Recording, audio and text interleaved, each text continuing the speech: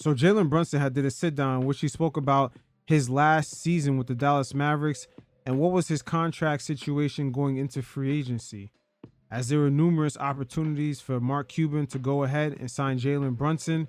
But if we take a step back and play Monday morning quarterback on this overall situation, it looks like Mark Cuban tried to leverage the open market against Jalen Brunson, as the Knicks were really the only team that was rumored to be interested at the $100 million price point. But at the time, they did not have the cap to make that happen. And we've seen this play out and go bad for a lot of players. Guys like Schroder, Nerlens Noel when he was in OKC. Sometimes players think that they have more options in the open market, and they end up regretting not taking the offer from their current teams. As Nerlens Noel, I believe he rejected an $80 million 4-year deal. Same thing for Schroder when he was on the Lakers. But both of those guys end up hitting free agency, getting not even half of that money. But in the circumstance for Jalen Brunson, the Knicks at the time entering that offseason did not have the cap room, as they pulled off major moves during the NBA draft. And that's when Mark Cuban saw his leverage basically get pulled right from underneath him. But once again, this was a hell of a move by the New York Knicks, who over the years don't really necessarily have the branding or the cachet to be the type of franchise to pull off smart moves. But they were able to leverage their relationships with the Detroit Pistons from that Scott Perry connection, and also utilize their cap flexing ability with their mastermind Brock Aller, one of the executives on Leon Rose's team, who's a salary cap guru, that worked out the deal when LeBron was in Cleveland in 2018, when that team wanted to pivot off of D Wade, Isaiah Thomas, Iman Shumpert, Jay Crowder, and Channing Frye. He was able to make the numbers work and fit everyone in a trade that revamped the Cavs roster, adding in George Hill, Kyle Korver, Jordan Clarkson, and Rodney Hood. So the Knicks at the time was in the beginning phases of putting the league on notice that they knew what they were doing and they had a direction. And unfortunately for Mark Cuban, on the night of the 2022 NBA draft, the Knicks were on one that night, pulling off 3 different moves to free up cap space to all of a sudden have enough room for Jalen Brunson. The first move the Knicks made was giving the Hornets a 2023 first-round pick in exchange for 4 future second-round picks and also the rights to Jalen Duren. So as the night went on, they took those rights to Jalen Duren and packaged it up with Kemba Walker's salary and gave it to the Pistons in exchange for the Bucks' 2023 first-round pick, which is top 4 protected. But the Knicks weren't out of hot water yet, as the final move of the night, and you can't underestimate the relationship it seems like these two franchises had, as the Knicks called up the Pistons once again and got rid of a recent free agent signee that they had in Nerlens Noel and also Alec Burks. So they sent those 2 guys away for a future second-round pick and also the draft rights for another player. And that final move right there freed up $20 million.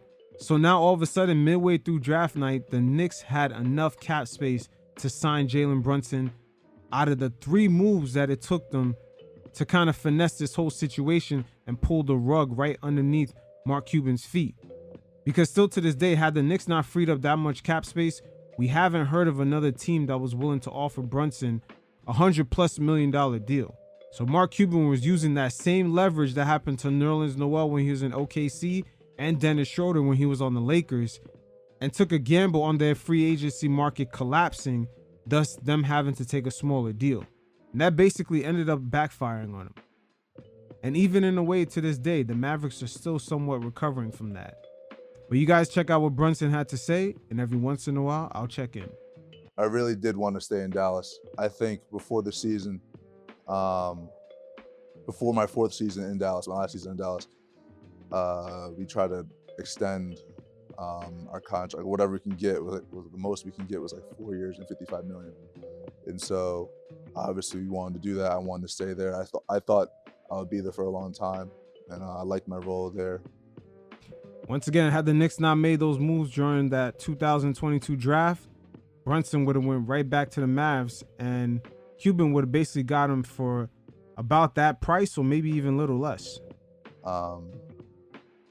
It's funny because my agent was like, I mean, you can do so much, you can get more. I'm saying like, well, like I want to be safe. Like, I'm not trying to gamble right now. This is not something you really gamble with if it's out there. Right. And so, but they were like, we want to see where we're at, like 20, 25 games into the season. But we were like, all right, well, if we're not going to do it, I kind of don't want to do it until after the season. I'm not trying to think about this during the season, right? Yeah. So there's a period where Luka went out, and I started to start, and I was playing really well. I think I was averaging like 20 and like 6 maybe. He definitely was playing well. Right there, Mark Cuban's eyes should have been on alert. All the Mavericks management. Then again, it was still early in the season. Whatever. And so it was about that 20 to 25 mark. And so we went back. We're like, hey, like, if the deal's there, we're thinking about it. Like, I'll do it, like right now. And still, it was no. Like, it wasn't a hard no. It was just like, we want to see. So I'm like, this was Dallas. This is Dallas. It's still in Dallas. Okay. Dallas at this point still has the leverage because they're looking at the open market. Who's really going out their way trying to throw Brunson a contract right now? So there was no pressure. Okay. Because I originally wanted to stay there. Mm-hmm. And so trade deadline comes, I'm like thinking like, all right, well, if I'm not getting extended, I'm probably gonna get traded. Probably. I think the way I've been playing, like there's just like Playing well, right? I'm playing somewhat decent. And so that didn't happen. And then yeah, so like the deal came on the table after the trade deadline. I was like, no. I think I've outgrown that now. Right. Okay. Personally, that's what I thought. I was like, I think I've outgrown that. Obviously going to playoffs. I believe at that point, it was obvious that the pairing with him and Luka could actually work. Because Brunson at that point, he proved not only he can be sort of the combo, kind of play the point guard role, but he could be that catch and shoot guy also. That's what probably shocked the Mavericks. But once again, I'm not surprised they weren't hesitant at first to offer him a contract extension due to the KP situation, them giving him an extension, and it didn't quite really work out. So they might have been hesitant of giving other players until they could see how they fit with Luka. Luka gets hurt like second to last game or last game of the season. And so he's out for the first 3 games, and I obviously did what I did. Ain't no looking back. Ain't no looking back. Woo! Them playoffs, boy. Brunson was cooking Mitchell. Games 1, 2, and then 3, I believe, without Luka in there in that playoff series with the Jazz. And by the time Luka came back, they pretty much dusted the Utah Jazz. But at that exact moment, the Mavs still had leverage because they started hearing rumblings about the Knicks. Also, the Knicks front office showed up to that game that was in Utah just to check out Brunson. Julius Randle was also there. So the rumblings of Brunson going to the Knicks started getting loud, but the financials still didn't make sense at the time. The Knicks did not have enough cap space, and it didn't look highly likely that they were going to be able to give him a large enough deal, and the Mavericks could not only match it, they could actually offer a lot more. And so that all happens. I'm trying to think of my timeline so I don't mess up. So we lose in the Western Conference Finals. And I remember seeing something on Twitter after the game, and it was like Mark saying, hey, like we can pay him the most money. And so he says that on Twitter. He says it like in the interview, like with whatever. Yeah. Mm-hmm. Mark Cuban is one of these guys that love to criticize Twitter so much, but he uses it in order to market the upcoming pharmacy that he wants to launch or just any show or product that he has. But from time to time, that platform also serves as his Achilles heel, because with his back and forth with Elon Musk, they clearly have taken him off the algorithm. So he doesn't really gain as much visibility as he once did before for any audience that doesn't necessarily follow him on that platform. So he does have a love and hate relationship with Twitter, but at the same time, he was trying to gain the leverage right here and just giving Brunson an illusion of loyalty, because it was not until the Mavs got eliminated that he started making Brunson comments throughout the media here and there. He's like a boyfriend that broke up with an old fling, but from time to time he texts her every time he sees that she could potentially get a new man. That's Mark Cuban in that situation. My guy right here is sort of dirty macking in a way. Like literally right after the game. And so I'm thinking like, all right, I'm okay. I just after that, it was like crickets. From my point of view, I can't speak to anyone else. Just from my point of view, it was crickets. And so, and obviously I saw like New York making moves and saw all that stuff. I was like, that's that draft night. That's that draft night. Once the Knicks made moves, Mark Cuban knew at that exact moment, Brunson is gone. He's that poker player chasing that last card on the river, and he crashed out. Home. close to home. 2 hours away from where I was, or an hour away from where I was born. Yeah.